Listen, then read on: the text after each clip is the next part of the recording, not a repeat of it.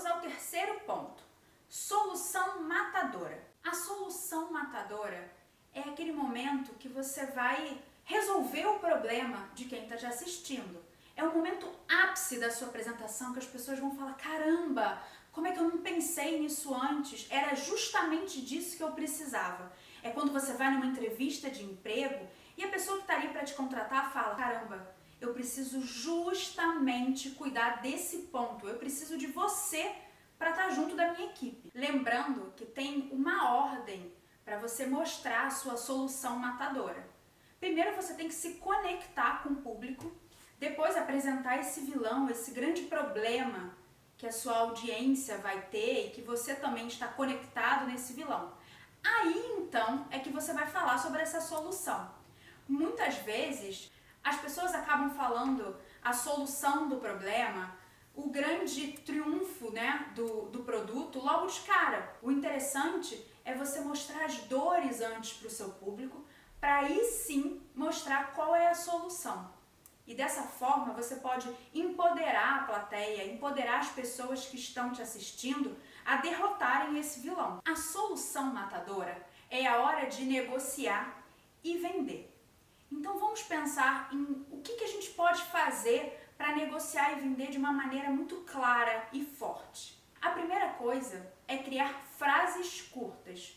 Não é o momento de você ser prolixo. Seja objetivo. Crie uma frase curta. Além disso, fuja do óbvio. A gente já falou antes, no pulo do gato, que os estereótipos não estão na moda, assim como as coisas óbvias.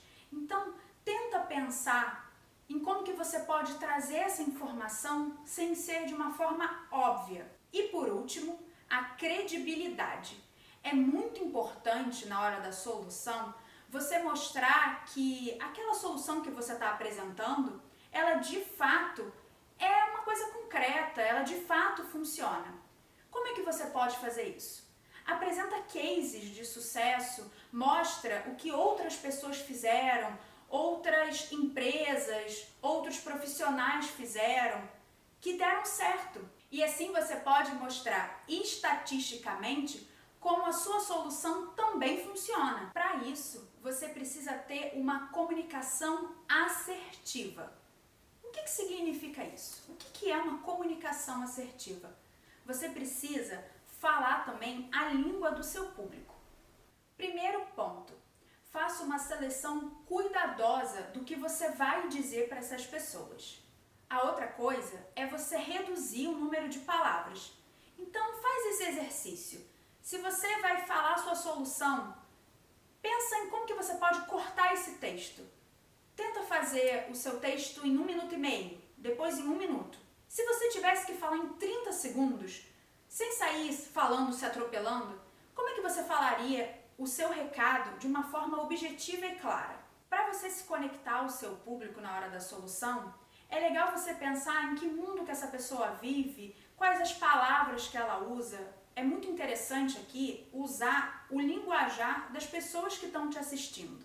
Aqui na Conquer, quando a gente tem que dar um curso em company, o que a gente faz? A gente procura entender qual é a cultura da empresa que a gente vai falar. Então, se eles chamam os funcionários de colaboradores ou de associados, a gente procura usar as mesmas palavras que são culturalmente entendidas por aquela empresa para poder se comunicar na mesma linguagem que eles. Então faz essa pesquisa, vê como é que o seu público se posiciona, como é que o seu público fala, faz esse dever de casa que isso vai te ajudar muito a se conectar com ele na hora dessa solução. Lembrando sempre que a gente pensa uma coisa e aí a gente tem que falar a mesma coisa. E o público tem que entender exatamente aquilo que a gente está falando. Não adianta você pensar A, conseguir se expressar falando B e o seu público entender C. Lembra do lema da nossa aula de hoje. O público, ele tem que ser cativado pela sua história, ser cativado pela sua apresentação. E agora vamos para o QSP, que é quantidade suficiente para. Esse conceito, a gente usa ele na comunicação, mas ele é um conceito que veio da química. Lá eles foram vendo através de testes que algumas substâncias se misturadas numa quantidade exata, elas podem explodir, ter uma reação muito forte. Agora, se você mudar um pouquinho, ela já não tem o mesmo efeito. E é exatamente isso que acontece na comunicação. Às vezes, se você fala um pouquinho a mais ou um pouquinho a menos, isso já consegue azeitar exatamente o que o seu público precisa ouvir. Às vezes a gente fala demais e fica muito confuso. E às vezes a gente fala de menos e não entrega o conteúdo que a gente precisa entregar. Então vamos dar uma olhada no que você pode fazer para falar o suficiente. Primeiro, é importante você entender o quanto eles sabem. Depois, é você entender o quanto que eles precisam saber. E por último, você pensar, será que esse é o momento certo deles saberem isso? Então, tenta responder essas 3 perguntas na hora que você estiver criando essa solução para o seu público.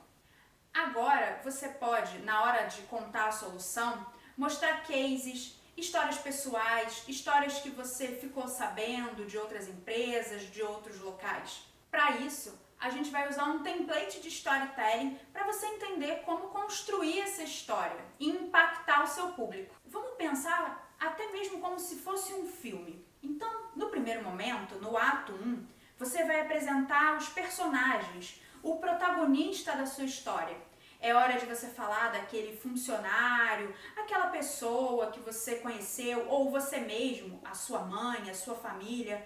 Depois, você vai falar onde se passa essa história. Lembra que eu contei para vocês o case da minha tia-avó, que era apaixonada pelo queijo bola? Então, eu começo falando sobre ela, que é a protagonista da história. Depois você conta um pouco sobre as rotinas, os rituais desse protagonista. E aí tem um ponto de virada. Nesse momento, a gente vai para o ato 2 do nosso roteiro. Você fala dos desejos, as expectativas do protagonista por conta do ponto de virada. No caso lá da minha tia-avó, foi quando ela, muito criança, na periferia de Belém, passou por uma padaria e viu um queijo rosa, né, com aquela capa rosa. Aquele foi um ponto de virada. A gente também chama de setup. É a preparação para uma coisa que vai acontecer. Então, vem as complicações, os desafios enfrentados pelo protagonista, né? Quais são os desejos que ele tem e quais são os obstáculos que ele vai ter que passar. No caso dela, ela vinha da periferia, né? Ela vinha de uma situação muito pobre e ela não tinha dinheiro nem acesso para comprar aquele queijo rosa choque. E aí a gente entra no terceiro ato.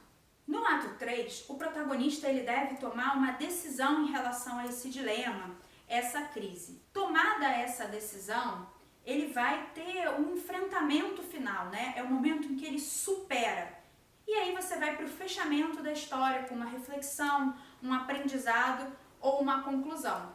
No caso lá da minha tia-avó, foi como que ela foi vencendo os obstáculos da vida dela e no primeiro salário ela comprou 1 quilo de queijo bola. Agora vamos colocar isso em prática. Você vai pensar numa história pessoal sua ou na história de alguém que você conhece e vai montar esse roteiro pensando nessa solução. Quais são os obstáculos que você passou, que essa pessoa passou? Como é que ela trouxe uma solução para o que ela estava passando? E não se esqueça, na hora que você estiver montando esse roteiro, mostrando uma história pessoal com uma solução, um desafio superado, tenta responder o que você vai colocar e daí, né? Por que o público tem que ouvir aquela história especificamente? E agora, depois que ele escutou essa história de superação, o que o público vai pensar daqui para frente? Pausa o vídeo agora e vai lá montar esse roteiro.